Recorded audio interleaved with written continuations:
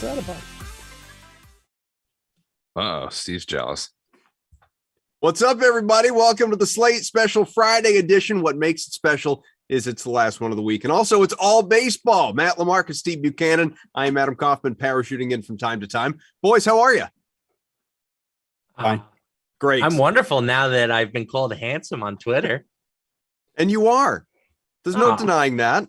I will say, I rearranged my office. I got some new lighting set up, and I was like, Okay. yeah, I look good today. I'm not going to lie. Top Looking of your crispy. world. It's beautiful. We need a little decor behind you, though, I think. Maybe not the all the tchotchkes that I've got behind me, but you know what it is is? or something. My wonderful sister, one of the two, I have two wonderful sisters, got me some excellent stuff to hang up behind me, but it's team related. You know what I'm saying? And I can't be having that on the DraftKings stream. So, Right. It's tried. Probably far enough in the background that it wouldn't be super crisp. And we'll talk to the right people. I didn't know you were part of the legal team and you can make that call. That's unbeknownst to me that you're part of the legal team and can make that call. Yeah, okay. It's just influencing all the right people. Just trying to massage the edges for him as best I can. There you go. You're massaging him to get fired is what you're massaging. I would never. We did nothing but celebrate him pre-show. All right, boys, let's get into it. We got a 13-gamer tonight, at least in terms of the main slate. There's that other game that begins during the 6 o'clock hour, not as concerning for us as far as DFS goes anyway. Perhaps for sports betting, you have some thoughts, though. Pirates and Reds is that first one. But, just first and foremost, we'll kind of bounce around. We'll do sportsbook, we'll do DFS, we'll do all the stuff that we typically do on Fridays. Bukes, let's start with you, famously of MLB Network and MLB.com. For the people that do not know, tell us, what should we have our eyes on tonight? Well, the slate is ever changing. Like 4 games on the main slate is no longer taking place tonight because the massive amount of rain that is being dumped across the United States of America and Canada. No Royals and Orioles, no Blue Jays, Guardians, no Mets and Phillies. The Phillies absolutely need a day off after yesterday. No Rangers, no Yankees. Taking a lot of expensive pitchers off the board too. Garrett Cole, who's looked sharp in his past 2 starts. No runs allowed in the past 2 starts off the board tonight too as well. So the once somewhat appealing pitching matchups that were taking place tonight has now gotten a little bit uglier. When you look at like the daily fantasy board tonight, like Eric Lauer is now the most expensive pitcher on the board. That should not be happening in 2022, but here we are. So I think that's the last of the postponements that we're potentially getting for tonight, but it's definitely changed a lot since this morning. Yes, we are down to 9. There's Blue Jays and Guardians, as you noted, not playing. The Yankees and the Rangers, the Phillies, the Mets, as well as the Orioles, the Royals, and also the Cubs and Dodgers. So a whole lot of games not taking place tonight. So that in mind, Lamarca, we'll shift over to you. How are you kind of narrowing in your focus on these 9? Yeah, I mean, I think like Steve mentioned at pitcher, it becomes a whole lot more interesting with Garrett Cole unavailable. I would imagine Yu Darvish is going to be the highest owned pitcher on the slate. He has a pretty nice matchup here versus the Miami Marlins, but I'm gonna pivot to Eric Lauer. I really like Eric Lauer tonight. I think he's going to fly under the radar. As Steve kind of alluded to, he's not somebody that you really want to pay $10,300 for. But the guy has been filthy to start the year. He's had 11 plus strikeouts in back-to-back games. Now, granted, the Cubs and the Pirates, not the most intimidating offenses out there, but at least he has shown some upside, right? Like we haven't seen a ton of big pitching performances so far this season, and especially not from the pitchers that are on this slate. I'll roll I'll roll the dice with the ceiling of Lauer at, potentially low ownership.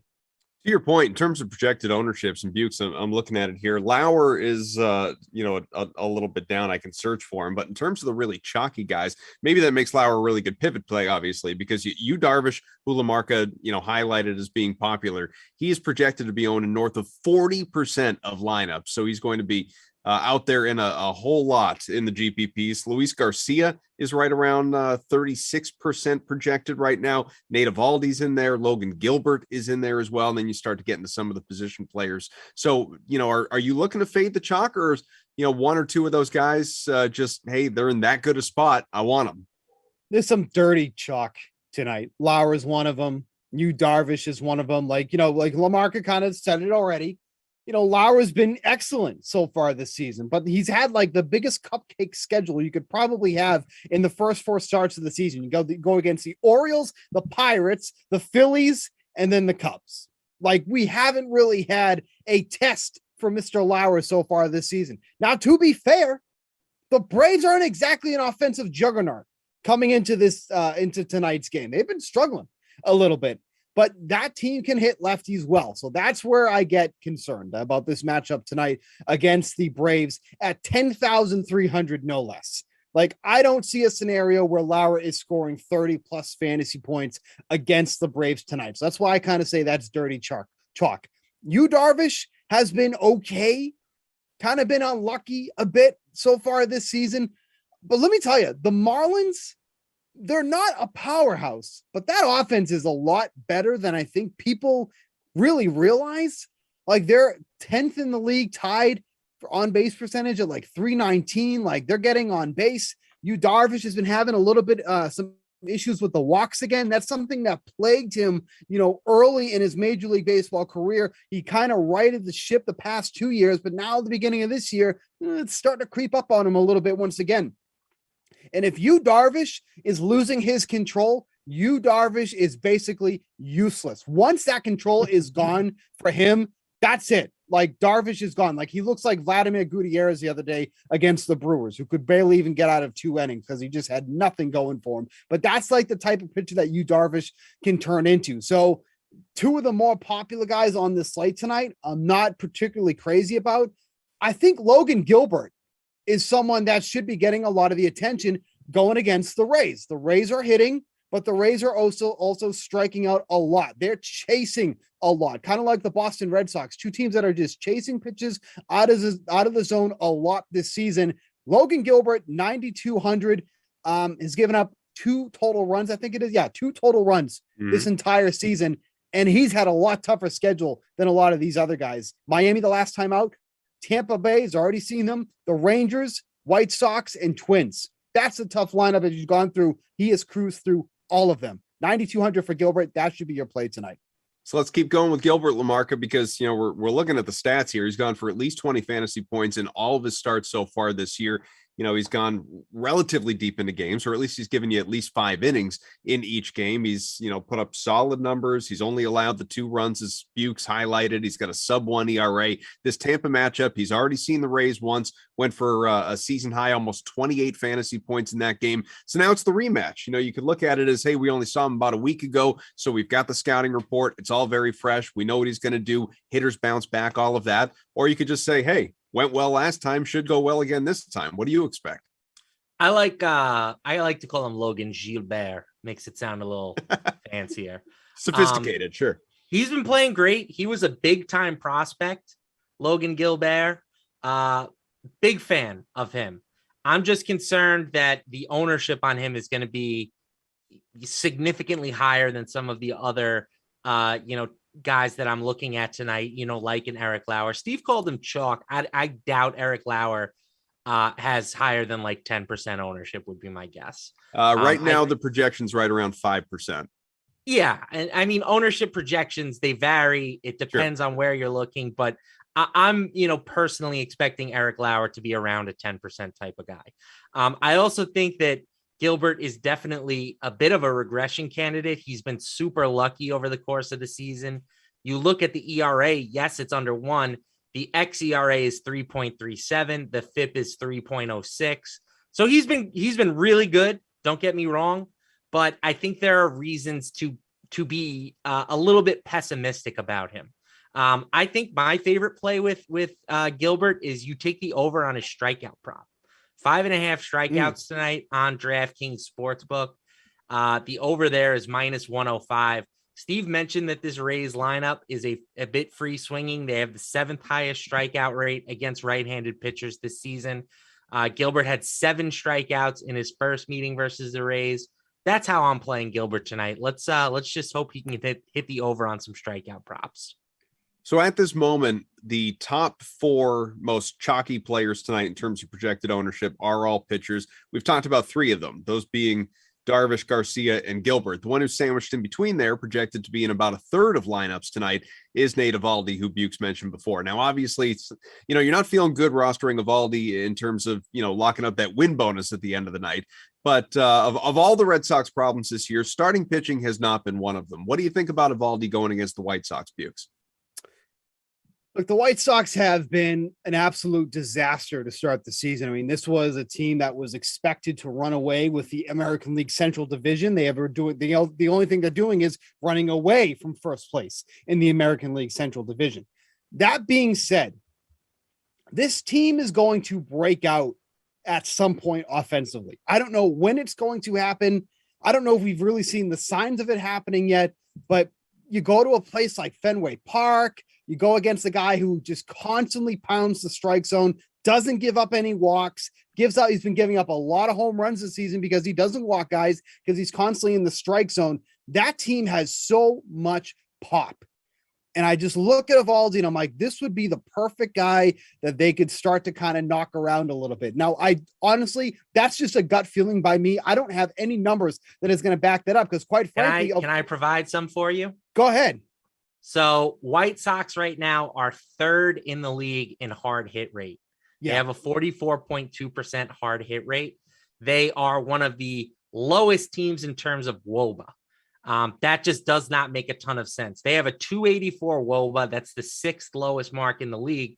They have a 343 expected WOBA. So they are a team that has been significantly unlucky. If you look at expected slugging, they are near the top of the lead, third in the league in expected slugging. So this offense is making pretty good contact. They just have not been rewarded to start the year. So I think I agree with you 100%, Bukes. I'm not sure if the breakout starts tonight, but the reports of the White Sox demise have been vastly overstated. Yep.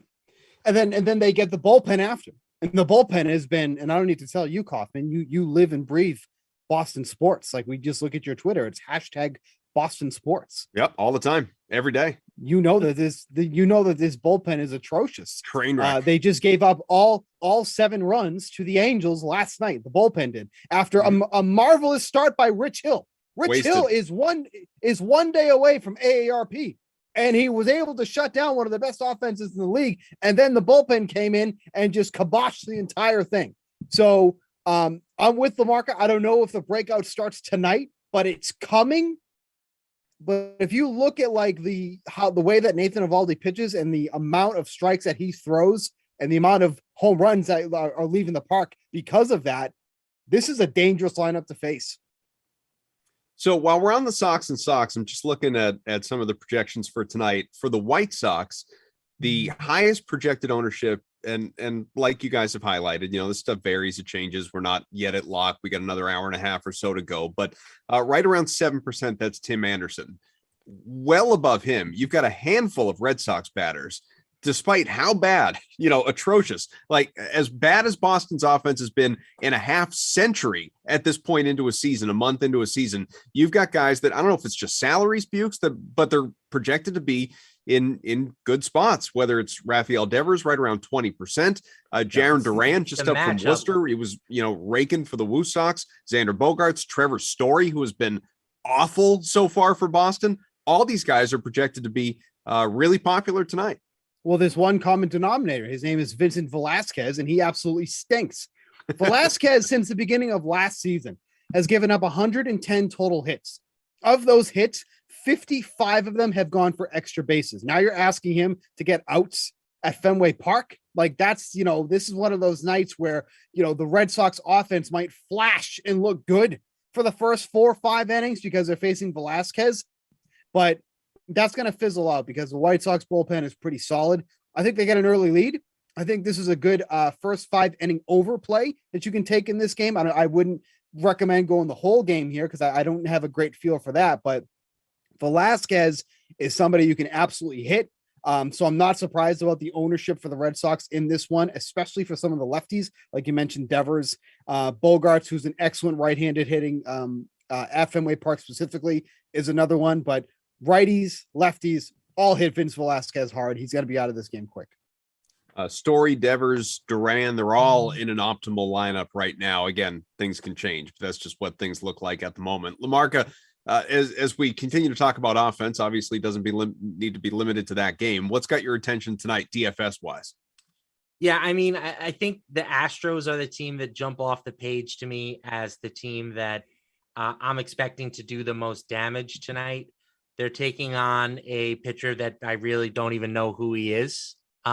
Maybe Steve can enlighten us. You know, Steve is the baseball guru. He's on MLB TV. But yeah, the Astros, talk about an offense that can do some serious damage.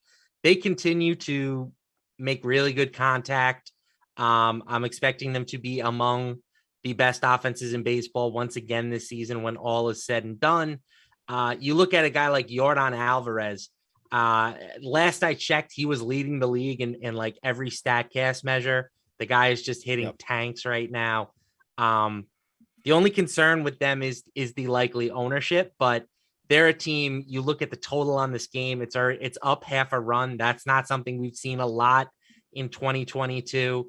The Astros have moved from, minus 155 to now they're bigger than minus 200 favorites. Like everything points to the Astros having a very nice game today. Is this Bill Brasky they're facing on the other side? Yeah, Bo.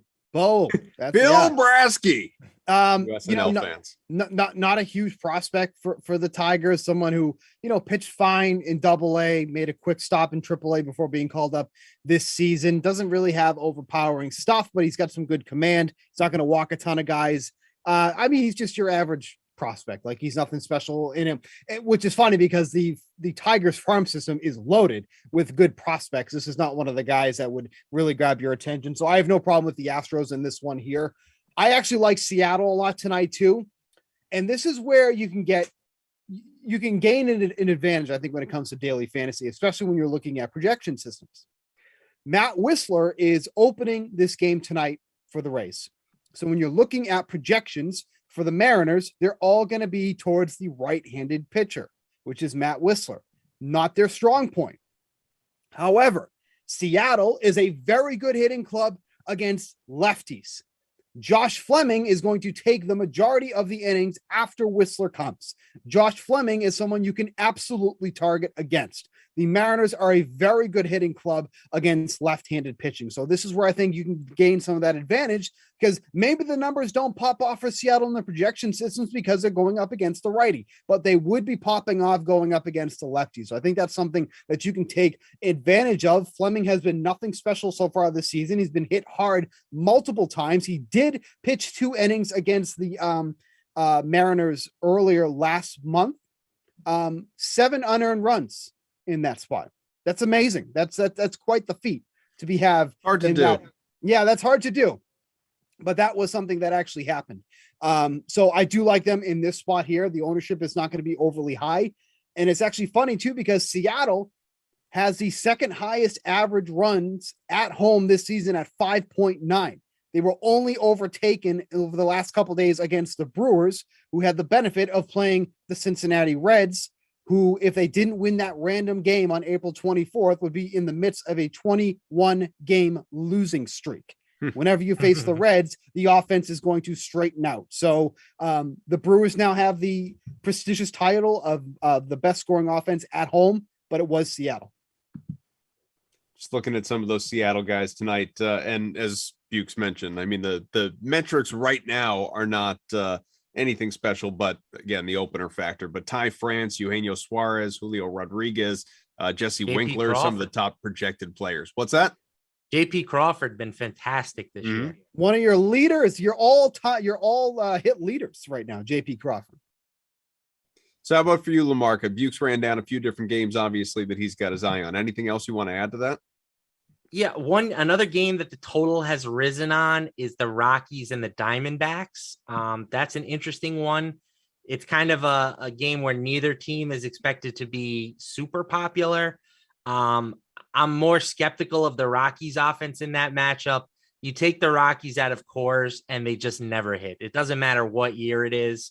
It looked like things might be a little bit different this season, but they're 29th in WRC plus against right-handers away from home. So I kind of like the Diamondback side there against Chad Kuhl. And I have some White Sox stacks tonight, just for all the reasons that we talked about. Steve mentioned a first 5 over. I like a full game over too. But yeah, I think that this is a game where the hitting for both teams really can do some damage. So just I will point out something. I just want to point out something really odd about that Rockies Diamondbacks games that I was kind of surprised about. The Diamondbacks team total is 4.5. That just seems really high, right? Like on a slate where a lot of these teams are getting saddled with 3.5 or whatever, the Diamondbacks at 4.5 just seems odd. Now, Chad Kuhl is not someone I normally am like, oh, you want to fade him, whatever, but he's been pretty damn good for the Rockies. I don't know how or why, but maybe it's just getting out of Pittsburgh. It just did the trick. I mean, he has been getting out lucky. of Pittsburgh and into Coors Field is the magic elixir for all pitchers. Apparently it's working.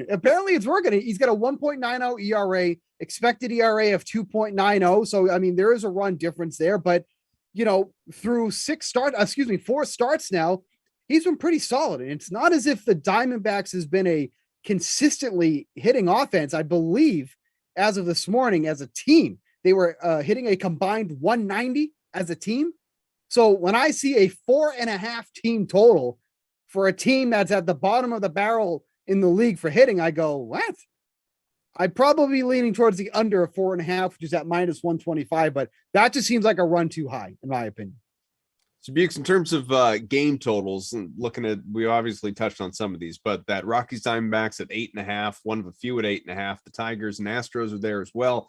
White Sox and Red Sox we touched on. The Pirates and Reds are obviously the early-ish game, about an hour from now, as a matter of fact. If you had to pick one of those that you feel most confident would hit over, what would it be? I think it's actually Marlins and Padres. That's 6.5. That's just absurdly low. And that's like one of those games where like the sports book has been adjusting to how much the under has been hitting. And LaMarca and I touched upon that on the show last week. But since last week, the over has been hitting at almost 60%. And I don't think that's a coincidence because now we're getting these much lower totals. So now the over is hitting again, right? When it comes to looking at the betting trends. So I look at 6.5 for the Marlins and Padres. Two teams that have been hitting well, two starting pitchers who have been pretty up and down. Like Alcantara has been fine, but he's facing a really tough Padres lineup. Yu Darvish has not been great so far, and the Padres bullpen has not been good. So on a normal basis, if the balls weren't dead, as everyone loves to say, no chance in hell this is 6.5. No way. You wouldn't see 6.5. You see 6.5 if you're getting like Scherzer and I was going to say DeGrom, but they're on the same team now. But like a DeGrom and who's another good pitcher? Corbin that's Burns in the league. Sure. Corbin Burns, right? Maybe you would see 7 if that was the case. All right. 6.5. That's crazy. I'll take the over on that on minus 120. What about you, LaMarca? I like that call by Bukes. I will continue to say over for Red Sox, White Sox. That's my favorite overplay on the slate. But as far as like sides, I want to talk about the Giants.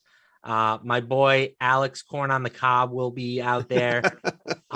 He's coming off an abbreviated start in his last outing. He went just 2/3 of an inning.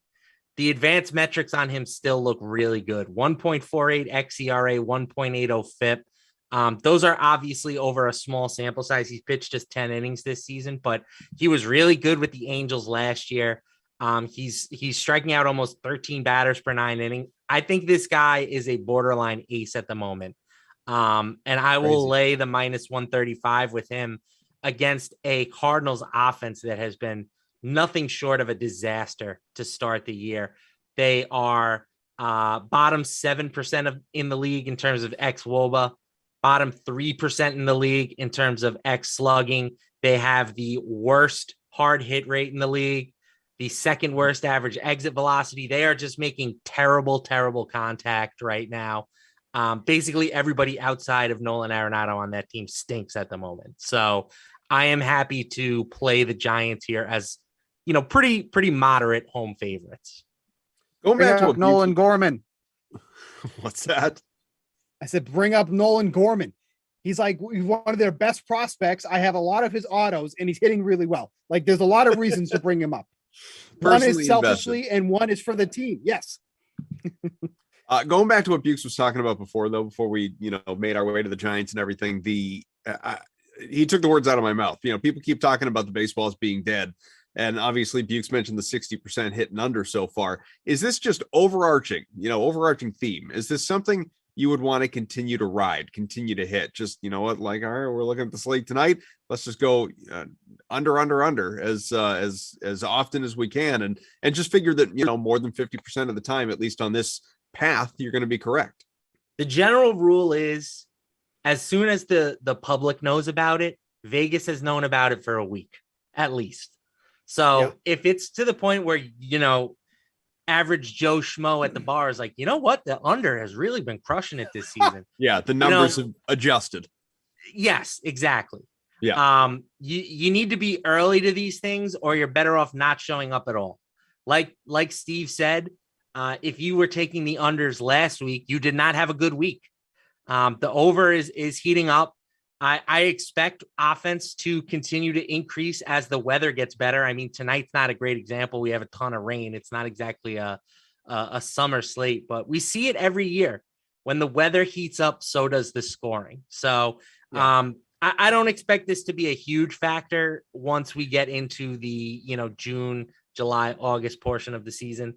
Would it be better if Major League Baseball had a consistent ball? Yeah. It would be great. And I don't understand, their whole emphasis on, we want action, we want less strikeouts, and we want less home runs and more balls in play. I don't understand why that's the philosophy. They have their reasons. They think that more action is going to lead to more viewers.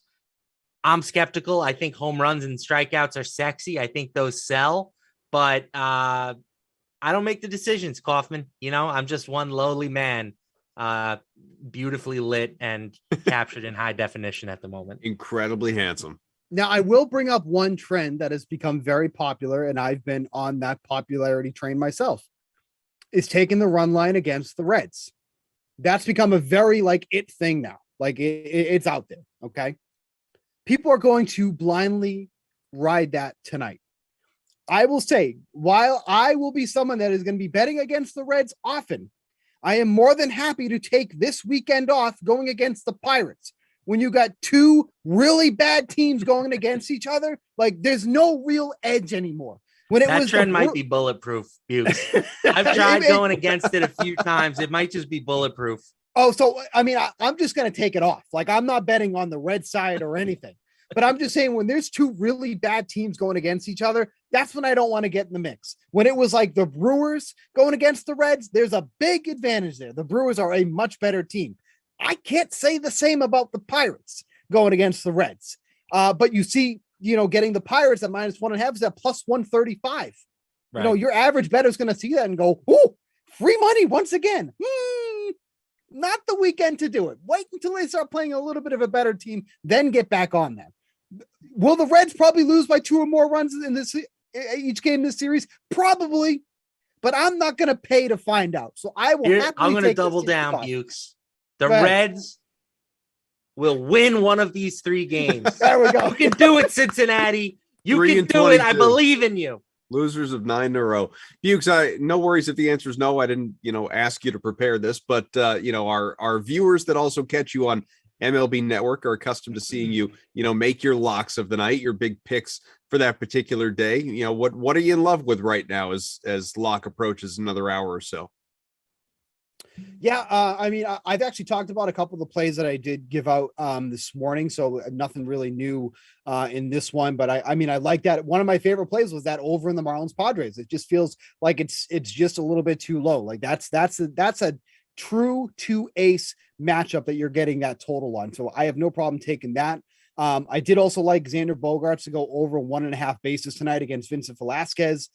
This morning, you could get that at even money. I don't know if that's going to be even money anymore, especially now that he's batting cleanup tonight, which is not a spot that he's been hitting over the course of the season. I'm actually trying to bring it up here myself real quick as I talk here, but that was another play that I liked a lot tonight as well.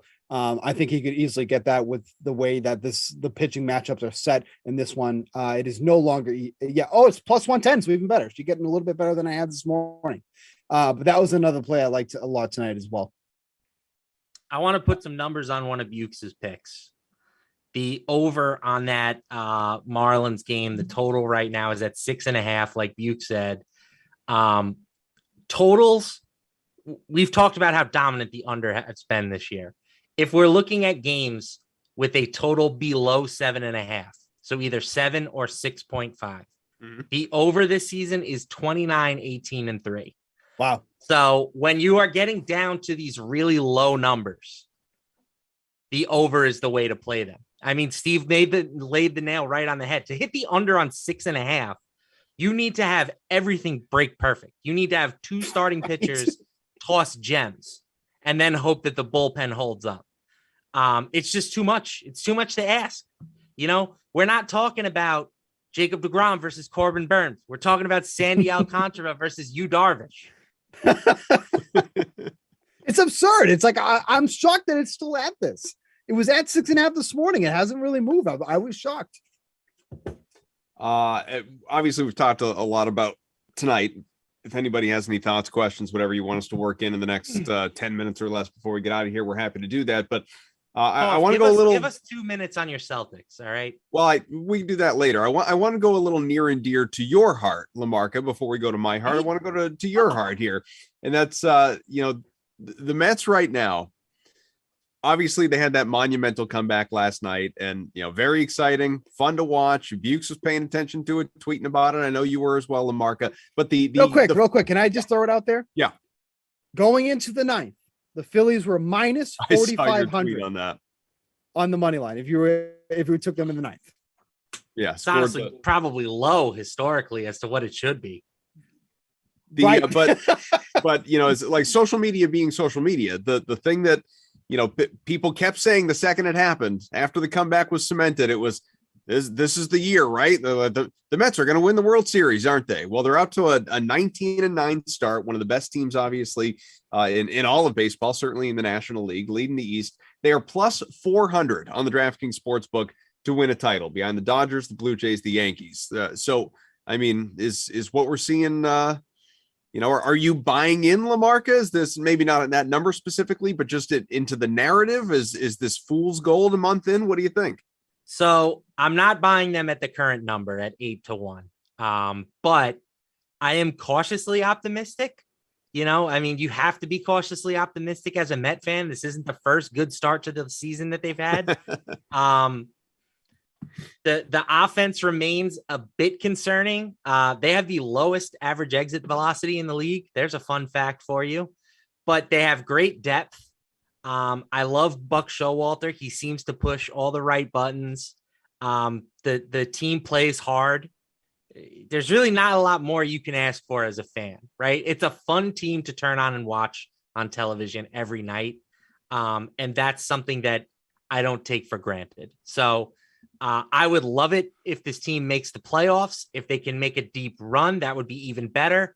But I'm just happy to have this team playing good baseball in my life right now. What about you, Bukes? It's always fun. I think, when we get to this Friday show once a week toward the end of the show, just kind of look at where the odds are and how things have moved depending on what kind of week, obviously, teams had.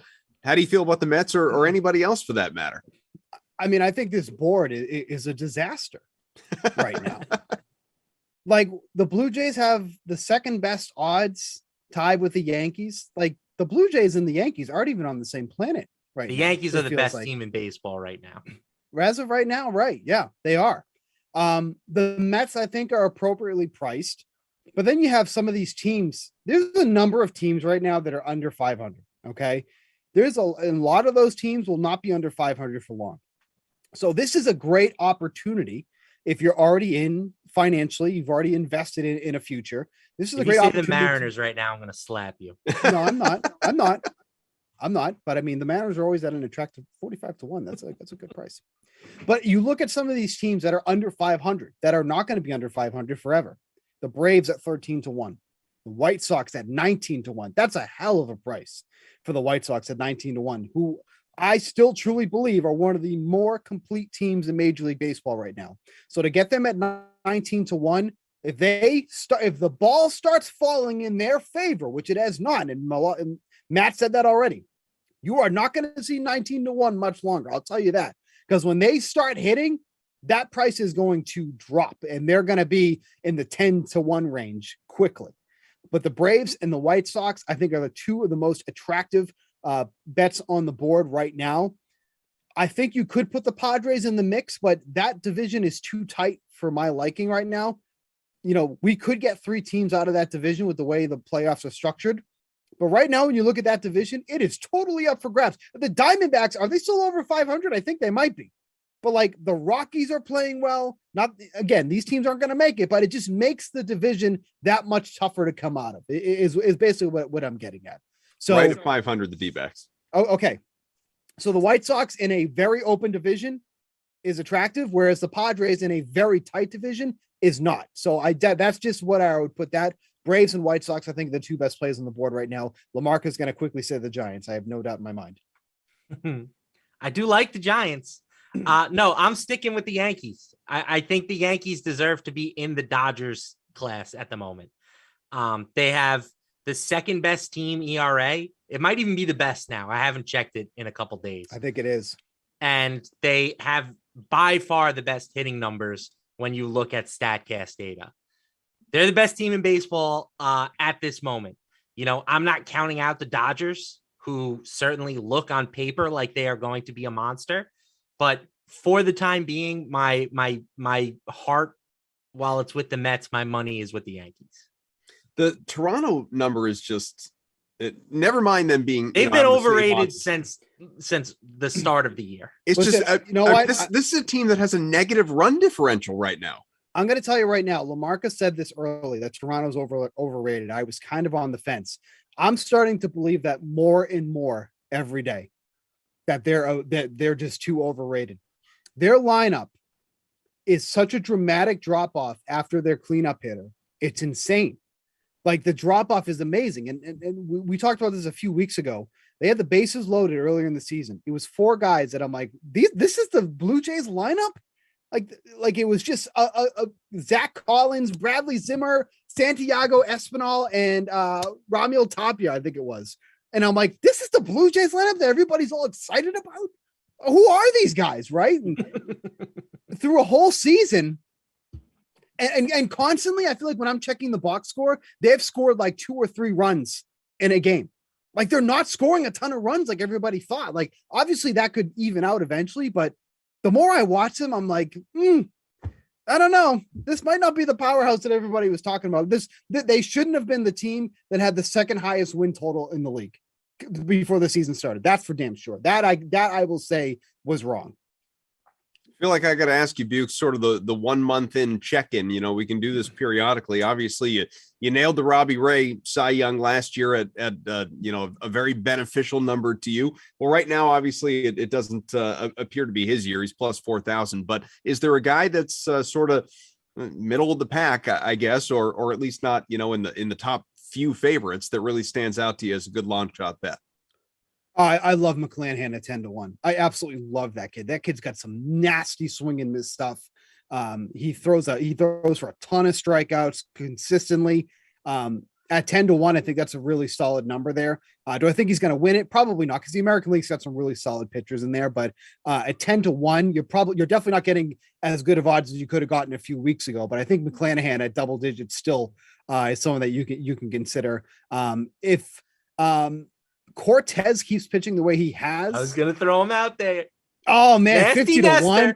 he really is nasty. Like I don't have many nice things to say about Yankees, but oh man, I'd love to have Cortez on my team. I love that guy. The deception that he has is just gross and makes me angry. But and the mustache. I hate to face him, but I'd love to have him. LaMarca, you want to weigh in on MVP? Either league? Too early. Yeah, I don't have a great. There's going to be injuries. That Byron Buxton, to me, if he makes it to the end of the season, is the guy that I think is going to win. I don't think 10-1 is a good enough number given his injury track record where I would play it. You could have gotten a much better number a couple of weeks ago. So 25. Yeah, I'll pass on the MVP market for now. I want to go back and just touch and just throw Kevin Gaussman out there. I think he has been disgusting to start the year. He has been very unlucky on balls in play, but he has a 0.51 FIP. So I think getting him at plus 750 is a great price tag, and pair him up with Nasty Nestor. Got a minute or so before we get out of here. LaMarca, do you have any NBA thoughts with a couple of game threes tonight you want to throw out? I think tonight, you've got two must-win games, two very small home underdogs, or the Mavericks might have even become the favorite in game 3. I feel much better about Dallas stealing a win tonight than I do about Philadelphia. I think Miami, the sweep is in play. I still think whoever back tonight. Yeah, it doesn't matter. I think whoever wins that series, though, which will be Miami. When Miami comes out, they're losing to whoever wins Celtics Bucks, which I think is going 7 and is going to be a classic. Yeah, we got a good long series ahead of us, I would think. Be nice if either team actually played a good game on the same nights. We can get a real feel for what the Celtics and Bucks look like at full strength. We'll see. Listen, the Bucks said we're going into Boston, we're winning 1, and then they did that, and then they were like, all right, we're good, we're content. We've done our jobs. Back to Milwaukee.